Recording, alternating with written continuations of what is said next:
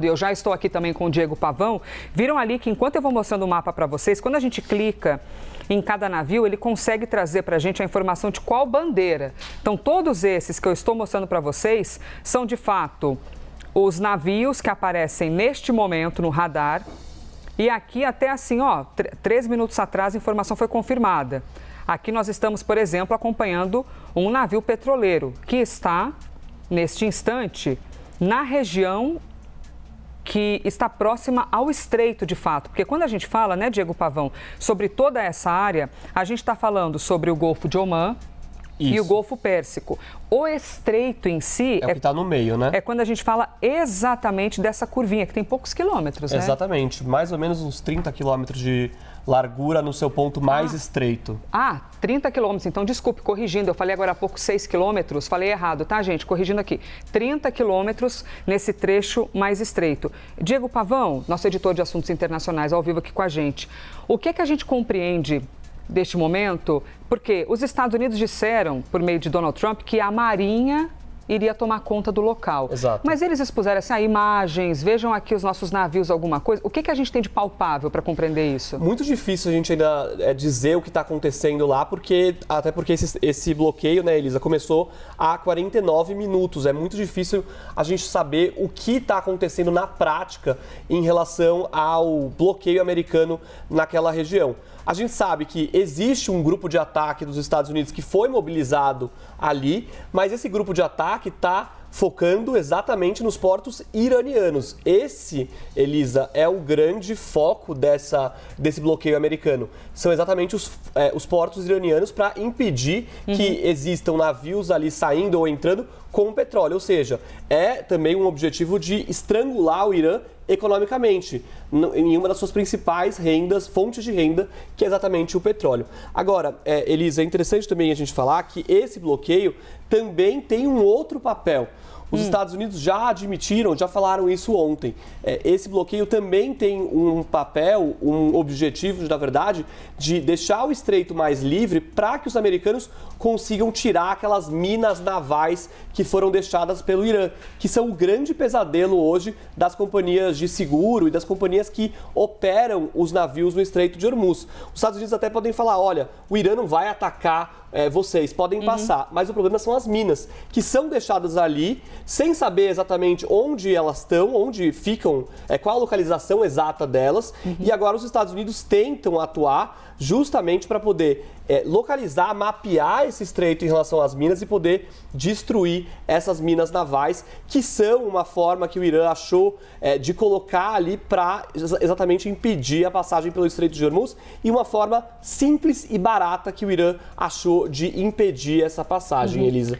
Inclusive, a Priscila Asbeck estava tratando com a gente sobre o que dissera agora há pouco o presidente dos Estados Unidos. Tem uma postagem na Truth Social, uma rede social aqui, ele fez essa postagem, a Priscila Asbeck leu para a gente e agora mostrando para vocês, a Marinha do Irã a Marinha do Irã jaz no fundo do mar, completamente destruída. 158 navios, e a gente já vai compreender com o Pavão sobre como assim completamente destruída, né? O que Donald Trump quer dizer com isso? O que não atingimos foi o pequeno número de seus chamados navios de ataque rápido, pois não os consideramos uma grande ameaça. Aviso, se algum desses navios se aproximar do nosso bloqueio, será imediatamente eliminado, usando o mesmo sistema de eliminação que usamos contra os traficantes de drogas em barcos no mar. É rápido e brutal.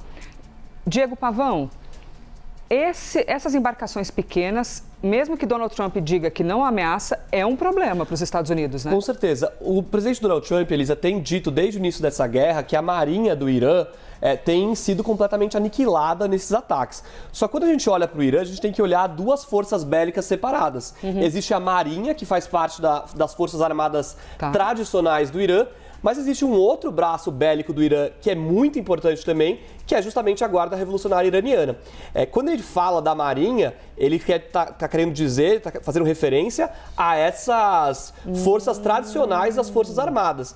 Mas quando ele fala dessas lanchas ou navios rápidos, são parte da Guarda Revolucionária do Irã. Que é o verdadeiro problema. Exatamente. São essas lanchas que conseguem, por exemplo, sobrecarregar os radares de navios de guerra dos Estados Unidos que estão na região e podem sim oferecer algum risco. São lanchas extremamente rápidas, baratas e carregadas de armas e explosivos. E são essas lanchas que, inclusive, deixam aquelas minas navais ao redor do Estreito de Hormuz. Diego Pavão, tem uma arte, é isso? Que você ainda vai mostrar pra gente, é verdade. Vamos lá com a sua arte. Vamos mostrar como essas minas navais são achadas e são destruídas no mar. Bom, a gente preparou uma tela de um passo a passo de como isso é feito pela Marinha dos Estados Unidos.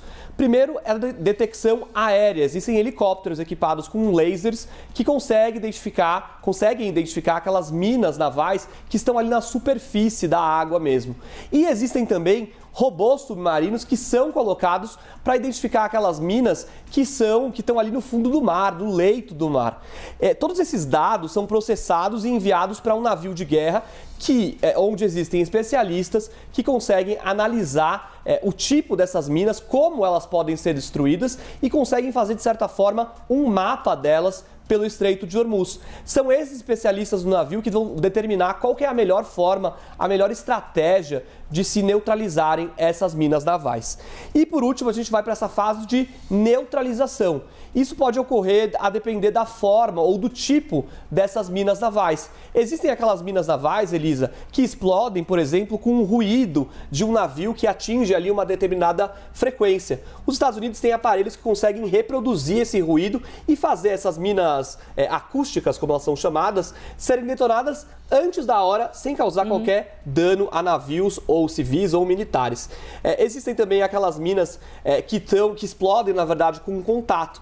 Os Estados Unidos tem robôs submarinos que vão até elas e conseguem fazer elas explodirem também antes da hora. São essas formas que são usadas para se destruir, neutralizar essas minas navais. Os Estados Unidos estão muito preocupados e focados em fazer um mapa de onde essas minas estão distribuídas para justamente poder destruir elas de uma forma estratégica de acordo com cada tipo de explosivo.